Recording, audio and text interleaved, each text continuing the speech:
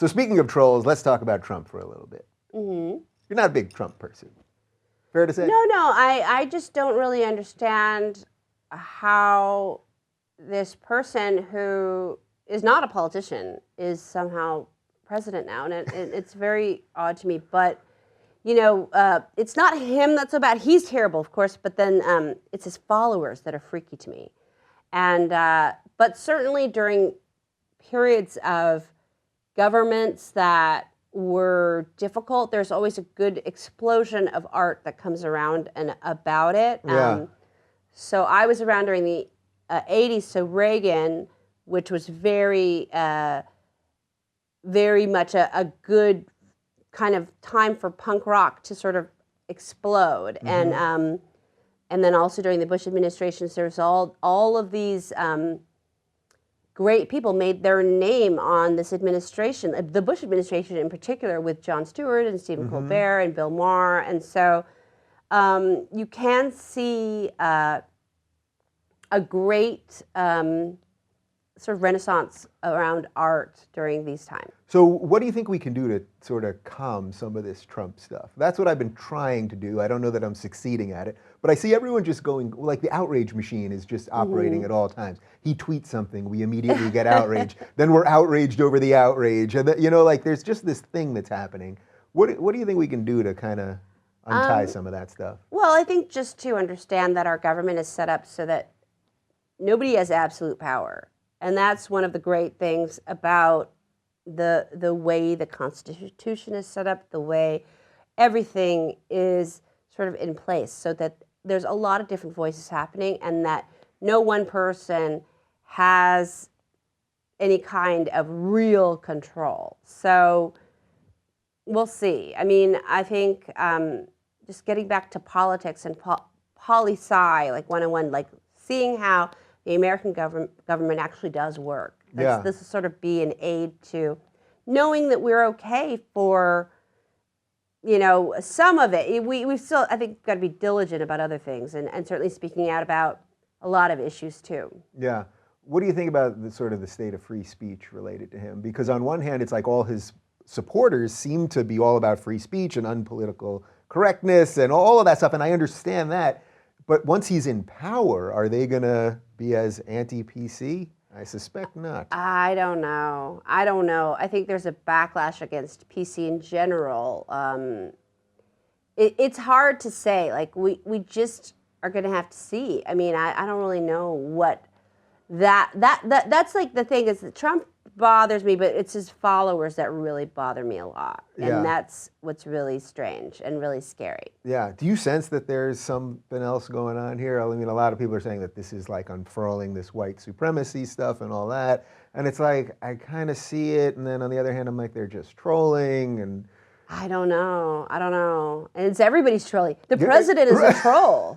It's so weird. So what does that say? I mean, so what does that say? As someone that's been in entertainment all the time, that we have an entertainment president now, like what does that say about us, do you think? I don't know. But he's not even really an entertainer because no entertainer really likes him either. So like it's like not any of entertainment really supports him or has supported him, really. I mean, there's a lot of us know him. Of course he's somebody that people know, but he's not somebody that people like hang with or like he's never really fit in in terms of like Hollywood or any of that. In a weird way, does that make you like him sort of? Because as an outsider, right? Like there's some outsider piece that it's like, you think like a certain amount of people are like, oh, he's the outsider. And that's what they like about it. I guess. Well, I don't know. It's weird. I have no idea. Yeah. What do you think the Democrats can do to kind of regroup here? Well, we can really make sure that our rights are protected, make sure that, that we vote next time. Also, do you blame Hillary for that? That just sort of the turn, I mean, I know she ended up getting more popular more than you did, but that there was just sort of the feeling of like, the Bernie people were kind of upset about what happened and that the younger people were kind of depressed. Do you think that's sort of on Hillary? I think there's a lot of, no, it's not her fault, but it was there's a lot of misogyny. There's a lot of ideas about how could we have a woman president. I think a woman would be a fine president. She would have been a fine president. She's a fine politician, but Well, it's not like all the men were so great at it, you know? Yeah, I know. It's just a lot of, it's the highest, hardest glass ceiling, and she's right about that. It's so true. Yeah. Everything being equal, would you view that as a piece that would make you vote for somebody if you were just looking at two people that you felt that they were really exactly the same? Would it be about breaking the ceiling? Yeah, I would tend to vote for a woman for sure. Yeah. I mean, and it's like there is no all things being equal, because if you're a woman in politics, you have to be so exceptional to get anywhere. You know, you have to be so much better at anything. I mean, this is true of all fields, I believe, that are male dominated. For a woman to be successful, you have to be better and stronger and just awesome. You know, you have to be so good in order to sort of get the same accolades as your male counterparts. Yeah. How aware of that were you in like your early stand-up days, that you had to be like, because stand-up really is a boys' club. It's really a straight male club. That one happens to be. Were you always very aware of that, you had to be like on point more than they did? And I had to be more devoted to it. I had to love it. I had to be just really involved. But that's my nature. I love the art form, and so I don't really care. I'm going to work harder at it than anybody, though. I mean, that's just, I have to. Yeah. So stand-up, you would say, is your greatest artistic joy, for sure, right? It's my life. I mean, it's all I care about. You know, I love it more than anything. Yeah. Your process, do you just go out there with new bits and just try to work them on the fly, or, you know, everybody has a little different thing? Everybody's different. I will write some things out and try to figure that out. Usually what's better is if I am working on something and then I sort of just work it out on stage. There's something about the adrenaline that makes you kind of go for something better. But I also do shows every day, more than once a day, several times a day, if I can. Yeah.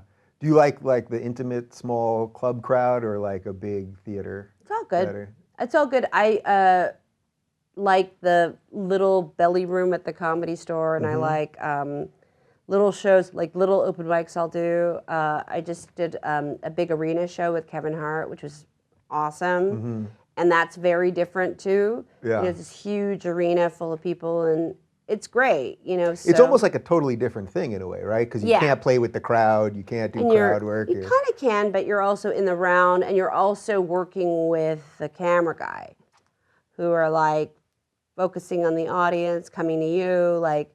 So it's all these different factors that make it different from a traditional stand-up show. Yeah. When you do your specials, like, how much do you plan out, like, this hour? Like, I've got to say something, I have to shock some people, I have to do what's funny. Like, do you really, like, get that whole process? Yeah, you don't curate it as specifically as that, but that's sort of like you have ingredients of like, okay, this much shock, this much, like, love, this much whatever. It's got to go in there. Sort of a witch's brew. There's no real sense of like an exact recipe, but there is one. Yeah. Did you ever see the Seinfeld documentary Comedian? Yeah. And there's that great moment where him and Shandling are in the car, and Jerry's got like, you know, pages of like stuff, and it's like written out like a, you know, like a tactician. And Shandling pulls out this like crumbled piece of paper.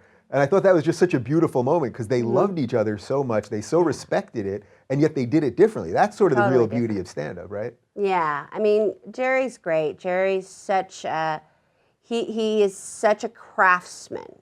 You know, he's just, everything's perfect, and it's all like mathematical too. Like everything, it's analytical, mathematical. It's really a genius way of working, and he calls my comedy.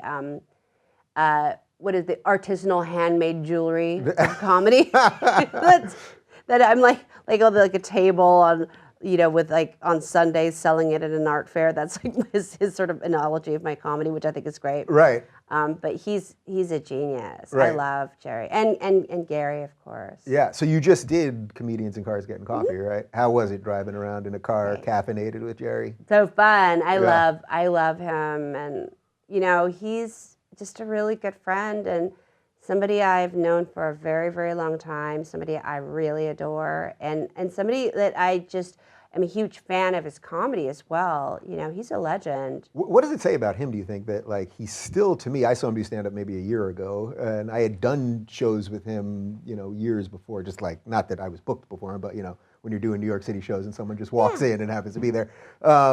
But that he's still on the top of his game, despite having that much money, that much power. Like, what do you think that is? Like, that drive to keep doing something? He loves it. Like, he loves comedy. He really laughs. Like, if he, you know, he's like his choice is to watch stand-up comedy. Like, if he's like, you know, trying to sort of like watch something, he's going to watch that special. He's going to watch who he thinks is great. Like, if you're like hanging out with him and you're like making a joke, he really laughs. Like, it's like somebody who's so in love with the art form and is so good at it.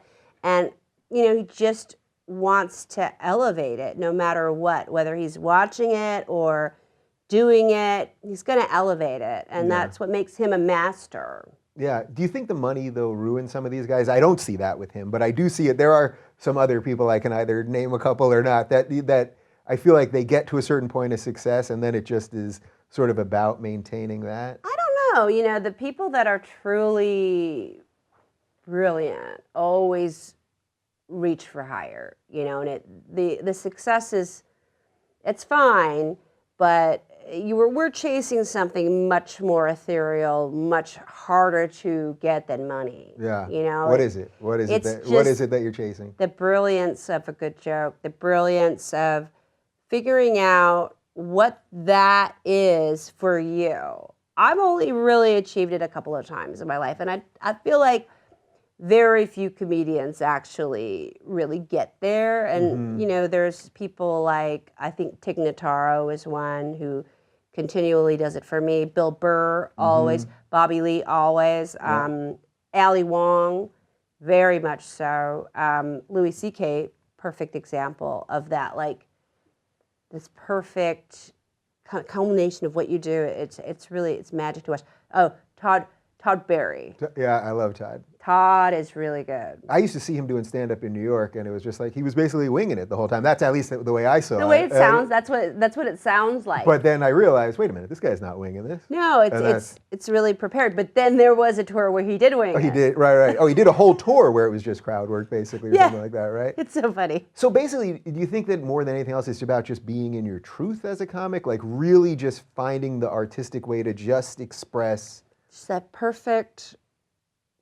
Dave Chappelle is very good at it. Very perfect truths. Chris Rock is very good. It's almost like a haiku or something. Just these perfect jokes. You know, but Jerry's the best, I think. That perfect. That, I don't know. It's like, it's so ethereal and hard to put down. And it's also hard to do. Like if you have it, it's hard to repeat it because it's like from their voice and their point of view. Has to do with what they look like, what they're saying. It's all the stuff. Yeah. Do you think there's something like particularly crazy about the art of stand-up in that we do it and you're getting the reaction the moment you're doing something? Like a painter doesn't paint something and then turn to somebody and be like, is that stroke good? But comics, we need that, right? To figure out if what you did was right. You're constantly...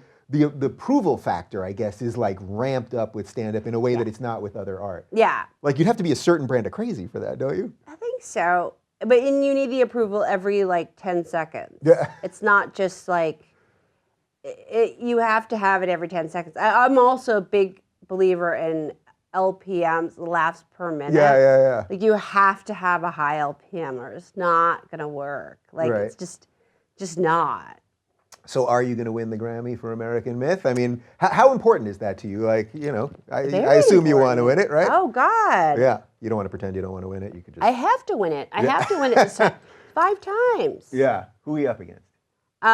Very great people. Patton, amazing. David Cross, amazing. Amy Schumer, amazing. Tig Notaro, amazing. All of them, it's a tough battle. They're all great. And they're all deserving, you know. All of us are deserving, but I'm 5 times more deserving. Yeah, naturally, 5 times. Only because I've been nominated. You've been nominated a couple of times. Yeah. You're also Emmy nominated.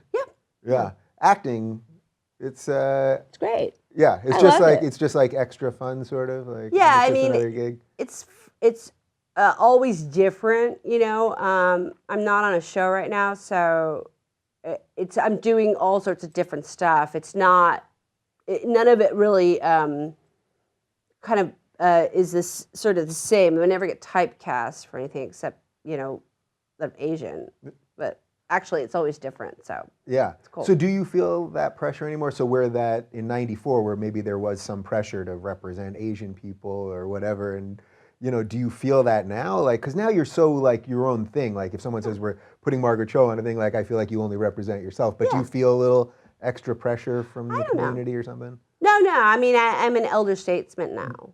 You know, like I'm. How old are you? You can't be an elder. I'm 48. 48's elder statesman? It is, yeah. Oh man. In this game, yeah, for comedy for sure. And I mean, all of it is good. Like I don't really ever think specifically like, oh, you know, I have to do anything differently. I'm just doing it. Yeah. So what's next after this? After you win the Grammy, what's the next move? You got to go for it. You've been Emmy nominated too, so got to get that. Oscar. What are we looking at here? An EGOT. An EGOT? What is that 30 Rock thing? Yeah. Emmy, Grammy, Oscar, Tony, EGOT. Yeah. Have you done Broadway?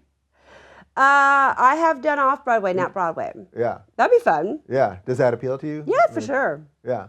So basically, you just want to throw stuff against the wall and kind of. Just do it all. It's fun. See yeah. Yeah. This has been a pleasure talking to you. I feel like we kind of like we did like a typewriter thing here. We kind of nailed everything. Did we hit everything? We went everything. We did it all. Yeah. All right. Well, it was a pleasure. You know, we did this once on the phone on my Sirius XM show years ago. I don't know what you were doing exactly, but we ended up talking for a half hour about you were in a forest, in a cabin. I think you were stoned. Do you have any recollection of any of that? It sounds like Sweden. Yeah. Like I spend a lot of time in Scandinavia. Oh, I think you were in Sweden actually because we had to dial in some crazy number or something. Yeah, it sounds like Sweden. Yeah, what do you do in Sweden? I do comedy there. Yeah. I do comedy all over Scandinavia, all over Europe, but I spend a lot of time, especially like in the forest, in a cabin, like crunch, crunch, crunch. It's very cool. Yeah. Do you like doing stand-up in different places? Like how often do you find like the crowds are real, their sensibilities? Do you ever have to shift They're things? Great. No, they're great. I love it. It's so fun. And they just are so excited. You know, I love going to Europe. It's so intimate and different and I feel like very special to be able to do that. A lot of American comedians can't do that. So I get to do all over Britain, all over Europe, all over Asia, Australia. It's very special. You mean can't do it like their acts don't translate? Yeah, or they just don't go, or they don't want to go. Yeah. You know, but I love it. Yeah. You ever miss like just sort of a normalcy? You know what I mean? Like just the normal life that people. I don't know. I don't know what it would be like. I mean, I grew up in comedy, so I don't know what a normal existence would be. I'm not sure. Yeah. You know, it's cool. I'm happy. This seems better. It seems good. I'm not sure what normal is. You know, I have friends who have kids and jobs, and that seems to be harder to me. But this is actually pretty hard. Yeah. I love it though. Yeah. All right. Well, it was a pleasure talking to you. I have a feeling 5 is going to be the charm. What do you think? You're pretty sure. Well, I'm also hosting, so I'm gonna like. Oh, but does that work against you? Because then it's weird. No. No. Even if I don't win, I'm gonna grab it out of the winner's hands because I'll be on the stage. I don't know if you remember Eddie Murphy did that one year. Who did he grab it from? I feel like he grabbed it out of. It might have been George Carlin's hands, but I'm not sure. But he was hosting. Right. And they were giving their speech, and he just walked past and grabbed it and walked off, and it was so funny. Yeah. So. Maybe so one way or another, you're walking out I'm of gonna there grab with the it. Grammy. Yeah. All right. Well, I have a feeling she's going to win the Grammy. And for more on Margaret and her tour dates and all the other stuff she's doing, check out margaretcho.com.